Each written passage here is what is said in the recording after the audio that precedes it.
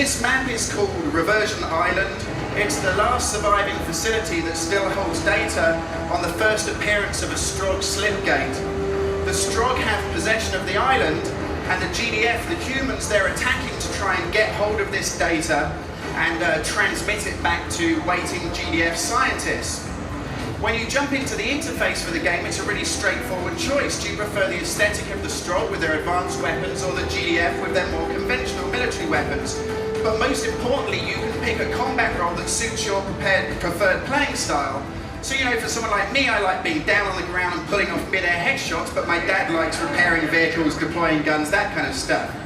But you'll notice in the upper left-hand side of the screen, you have a mission, and that mission always tells you where to go and gives you an icon so you can feel like you're coordinating with the team, you're really contributing something. And in this case, this is Steve from Activision playing. His mission is to construct that generator. One of the goals on the map as you progress through it linearly is to construct a generator, power up the island, get into an underground complex, blow off a vault door, steal the data that's in a briefcase. It even has a kind of James Bond-esque feel to this map because there is a waiting speedboat in an underground tunnel that you can use to launch yourself out into the sea and get around the outside of the map. We've of course talked a lot about things like vehicle physics and stuff like that in the past, but really the key to having so many different weapons, items, tools and deployables in the game for everybody on the server to use is that there's always counters to things. So you might have vehicles which are really powerful in certain circumstances. They'll have an anti-vehicle turret that can take out your vehicles. You'll have a soldier class that can plant a heavy explosive charge on that anti-vehicle turret, and then you'll open up a route that lets you get your vehicles and stuff forward.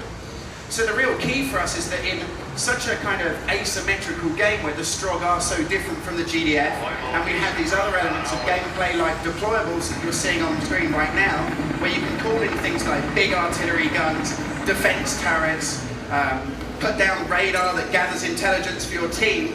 We want you to feel like at all times you have a kind of good sense of what's happening.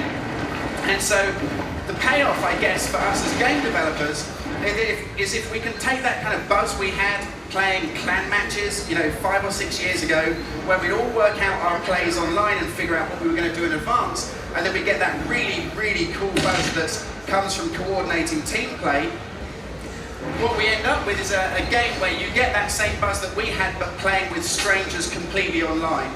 The other big thing, of course, is that we now have bots. I honestly believe that they're the most advanced implementation of AI for a multi